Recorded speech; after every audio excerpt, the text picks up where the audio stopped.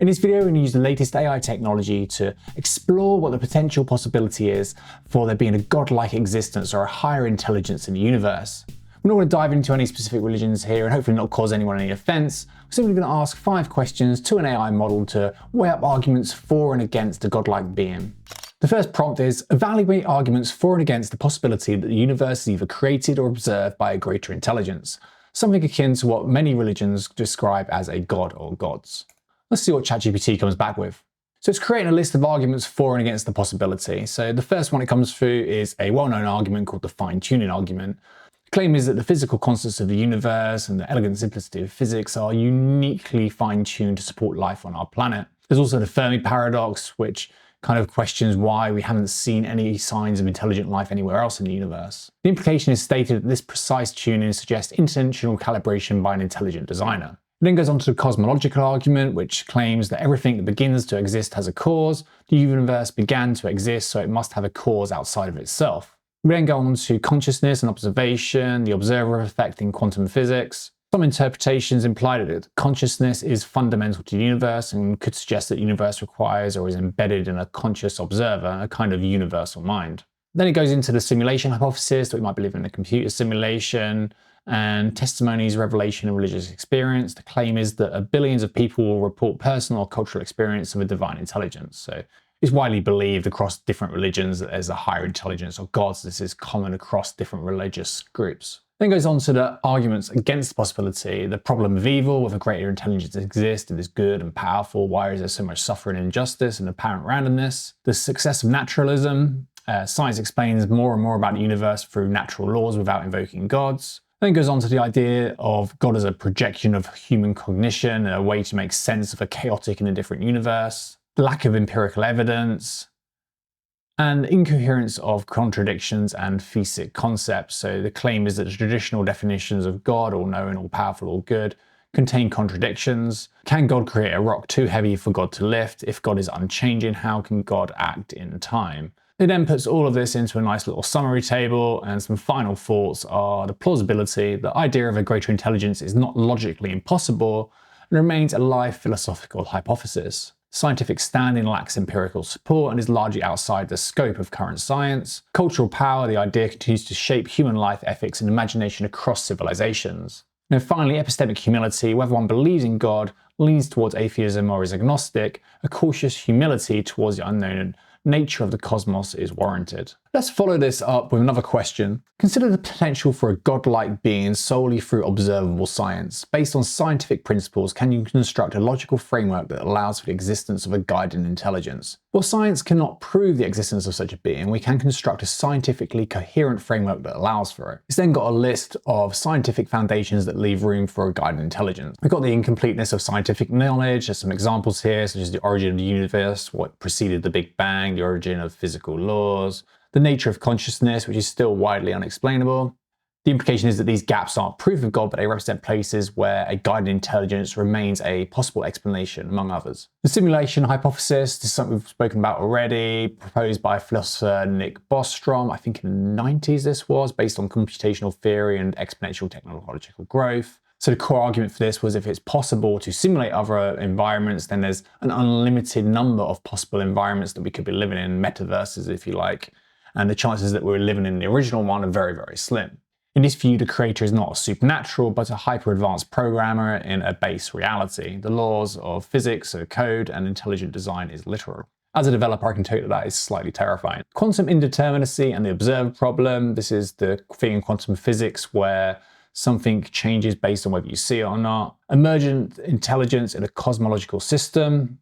Just as neurons give rise to human consciousness, could galaxies, dark matter, or information networks across space-time give rise to an emergent intelligence? This would be a naturalistic God not separate from the universe, but identical to its structure. The final point is information theory and pan-computationalism. The scientific basis for this is increasing evidence suggests that the universe could be described fundamentally in terms of information, black hole entropy, and quantum information theory. In this framework, God is not a person, but an informational intelligence governing the evolution of structure. We then have a nice logical framework summary table, starting to see a pattern here in OpenAI's latest model, and a reasoned conclusion. From a strictly scientific standpoint, no hypothesis about a guided intelligence has been verified, but several are logically permissible. A guiding intelligence is not ruled out by science. It can be framed naturally or technologically, rather than supernaturally.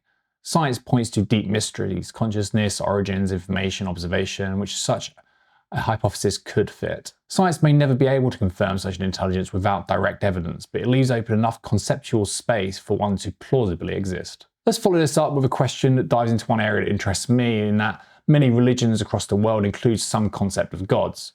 Explore ideas for why this transcends individual religious groups, and if there is any merit to the concept of faith as part of human consciousness. This is a profound and important question. Thank you very much. The universality of gods and faith across human cultures is not merely a matter of inherited tradition.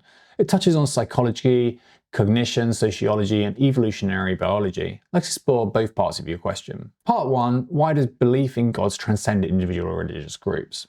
Cognitive predispositions. Human brains are wired to detect agency and intentionality even when there is none. The key idea here is that our cognitive hardware is biased towards seeing minds behind events, especially those that are powerful, invisible, and mysterious. Number 2, theory of mind and anthropomorphism.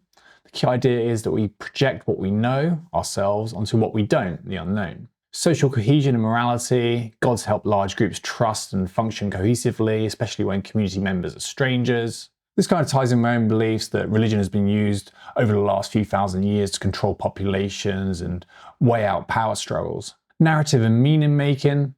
The key idea here is that religion provides a narrative framework that helps individuals endure uncertainty and create purpose. Transcendent experiences. Altered states of consciousness are part of the human condition and often interpreted through a spiritual lens. So cross-cultural reality. People throughout history report mystical or transcendent experiences, feelings of awe, unity, or the presence of something greater. Part 2. Is there merit to the concept of faith as part of human consciousness? Yes, and here's why.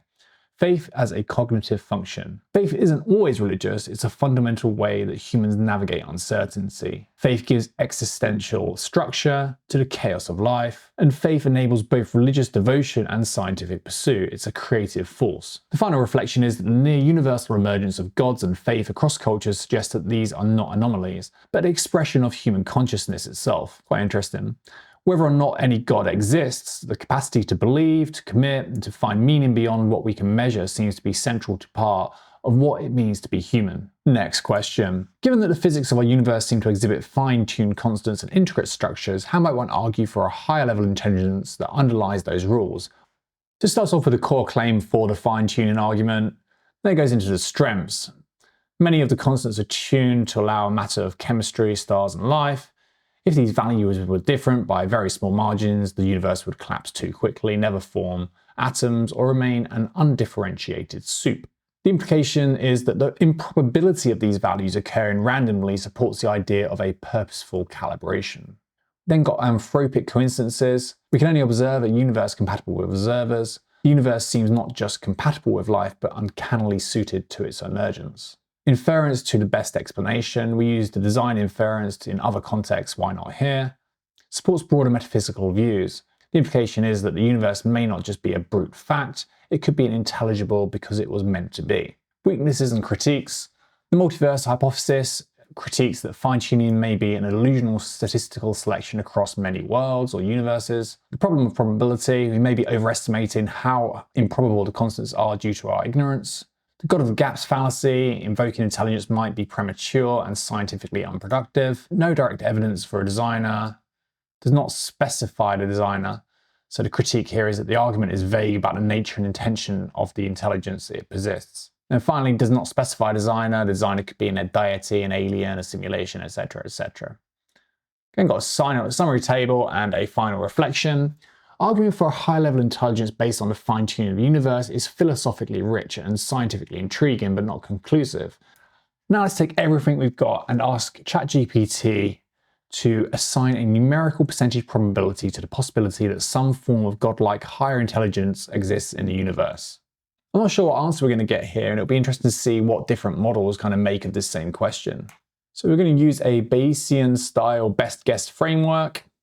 The best guess probability is that there's a 35% chance that some form of higher level godlike intelligence exists beyond or within the universe. This is then broken down into a classical theistic god, maybe 5-10%, a dietistic or simulation architect, 20-40%, or an emergent cosmic intelligence, 30-50%.